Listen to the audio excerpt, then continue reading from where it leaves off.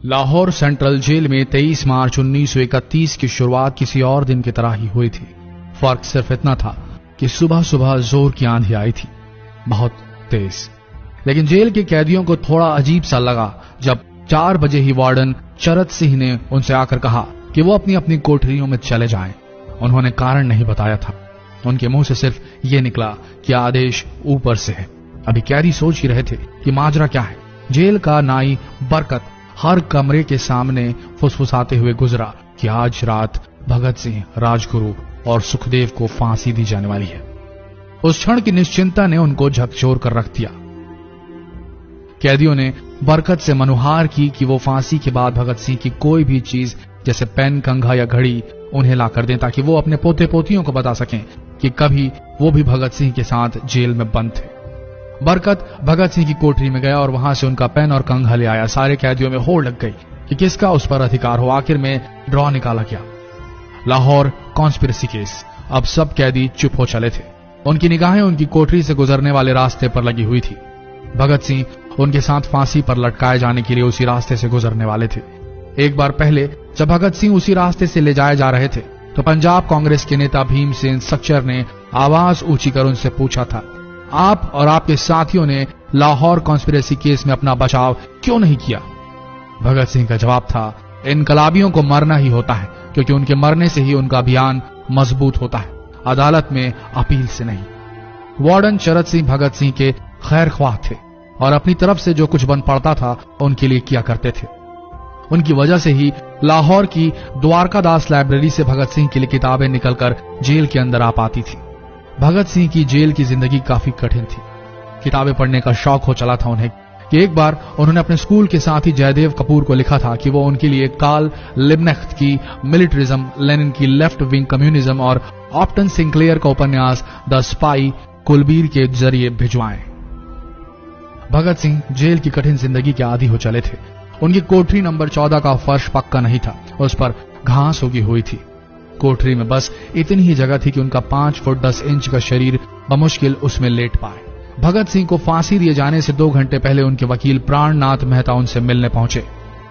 मेहता ने बाद में लिखा कि भगत सिंह अपनी छोटी सी कोठरी में पिंजड़े में बंद शेर की तरह चक्कर लगा रहे थे।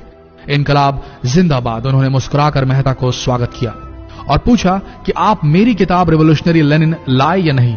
जब मेहता ने उन्हें किताब दी तो वे उसे उसी समय पढ़ने लगे मानो उनके पास अब ज्यादा समय न बचा। मेहता ने उनसे पूछा कि क्या आप देश को कोई संदेश देना चाहेंगे? भगत सिंह ने किताब से अपना मुंह हटाए बगैर कहा, सिर्फ 2 संदेश, साम्राज्यवाद मुर्दाबाद और इनकलाब जिंदाबाद। इसके बाद भगत सिंह ने मेहता से कहा कि वो पंडित नेहरू और सुभाष चंद्र बोस को मेरा धन्यवाद पहुंचा दे जिन्होंने मेरे केस में गहरी रुचि ली थी। भगत सिंह से मिलने के बाद मेहता राजगुरु से मिलने उनकी कोठरी पहुंचे। राजगुरु के अंतिम शब्द थे, हम लोग जल्द मिलेंगे। सुखदेव ने मेहता को याद दिलाया कि वो उनकी मौत के बाद जेलर से वो कैरम बोर्ड ले लें जो उन्होंने उन्हें कुछ महीने पहले दिया था। मेहता के जाने के थोड़ी देर बाद जेल अधिकारियों ने तीनों क्रांतिकारियों को बता दिया कि उनको वक्त से 12 घंटे पहले ही फांसी दी जा रही है। अगले दिन सुबह 6 बजे की बजाय उन्हें उसी शाम 7 बजे फांसी पर चढ़ा दिया जाएगा। भगत सिंह मेहता द्वारा दी गई किताब के कुछ पन्ने ही पढ़ पाए थे। उनके मुंह से निकला, क्या आप मुझे इस किताब का एक अध्याय भी खत्म करने नहीं देंगे? भगत सिंह ने जेल के मुस्लिम सफाई कर्मचारी बेबे से अनुरोध किया कि वो उनके लिए उनको फांसी दिए जाने से 1 दिन पहले शाम को अपने घर से खाना जरूर लाएं।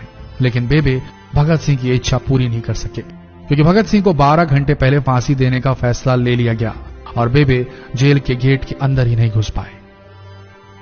थोड़ी देर बाद तीनों क्रांतिकारियों को फांसी की तैयारी के लिए उनकी कोठरियों से बाहर निकाला गया। भगत सिंह, राजगुरु और सुखदेव ने अपने हाथ जोड़े और अपना प्रिय आजादी गीत गाने लगे। कभी वो दिन भी आएगा कि जब आजाद होंगे हम, या अपनी ही जमीन होगी या अपना आसमान होगा। फिर इन तीनों का एक एक करके वजन लिया गया। सबके वजन बढ़ गए थे। इन सब से कहा गया कि अपना आखिरी स्नान करें।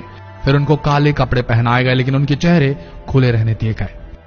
चरत सिंह ने भगत सिंह के कान में फुसफुसाकर कहा कि वाहे गुरु को याद करो। फांसी का तख्ता भगत सिंह लिए बोले, पूरी जिंदगी मैंने ईश्वर को याद नहीं किया। असल में मैंने कई बार गरीबों के कलेश के लिए ईश्वर को कोसा भी है। अगर मैं अब उनसे माफी मांग लूं तो वो कहेंगे कि इससे बड़ा डरपोक कोई नहीं। इसका अंत नजदीक आ रहा है, इसलिए ये माफी मांग रहा है। जैसे ही जेल की घड़ी ने 6 बजाया, कैदियों ने दूर से आती कुछ पद चांपें सुनी। उनके साथ भारी बूटों के जमीन पर पड़ने की आवाजें भी आ रही थी। साथ में एक गाने का भी दबा स्वर सुनाई दे रहा था, सरफरोशी की तमन्ना अब हमारे दिल में है। सभी को अचानक जोर जोर से इनकलाब जिंदाबाद और हिंदुस्तान आजाद हो के नारे सुनाई देने लगे। फांसी का तख्ता पुराना था, लेकिन फांसी देने वाला काफी तंदुरुस्त। फांसी देने के लिए मसीह जल्लाद को लाहौर के पास शाहदरा से बुलवाया गया था। भगत सिंह इन तीनों के बीच में खड़े थे। भगत सिंह अपनी मां को दिया गया वो वचन पूरा करना चाहते थे कि वो फांसी के तख्ते से इनकलाब जिंदाबाद का नारा लगाएंगे। लाहौर जिला कांग्रेस के सचिव पिंडी दास सोंधी का घर लाहौर सेंट्रल जेल से बिल्कुल लगा हुआ था। भगत सिंह ने इतनी जोर से इनकलाब जिंदाबाद का नारा लगाया कि उनकी आवाज सोंधी के घर तक सुनाई दी।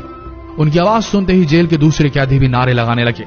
तीनों युवा क्रांतिकारियों के गले में फांसी की रस्सी डाल दी गई, उनके हाथ और पैर बांध दिए गए।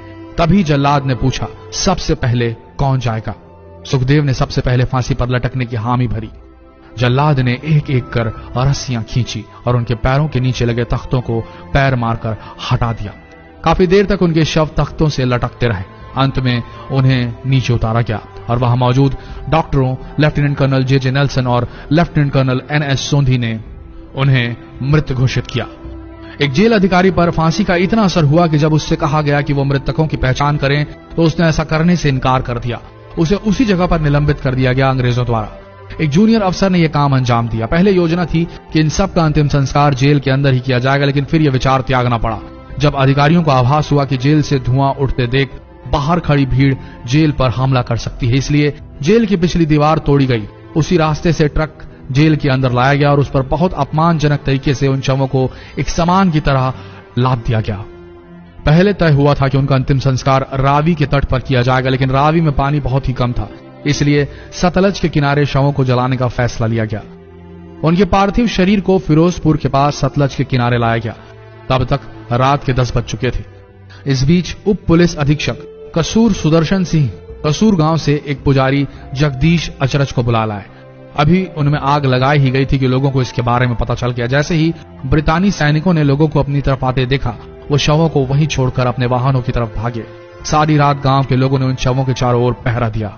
अगले दिन दोपहर के आसपास जिला मजिस्ट्रेट की दस्तखत के साथ लाहौर के कई इलाकों में नोटिस चिपकाया गया, जिसमें बताया गया कि भगत सिंह, सुखदेव और राजगुरु का सतलज के किनारे हिंदू सिख रीति से अंतिम संस्कार कर दिया गया है। तो ये थे भगत सिंह की जिंदगी के वो 12 आखिरी घंटे।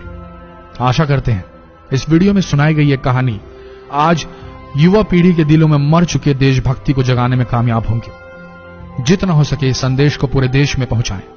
इस वीडियो को शेयर करें फेसबुक पर, व्हाट्सएप पर, और हो सके तो इस पेज को फॉलो करें ताकि ऐसे ही वीडियोस आप तक सही समय पर पहुंच सके। मिलते हैं अगले वीडियो में, तब तक के लिए आप सबका धन्यवाद।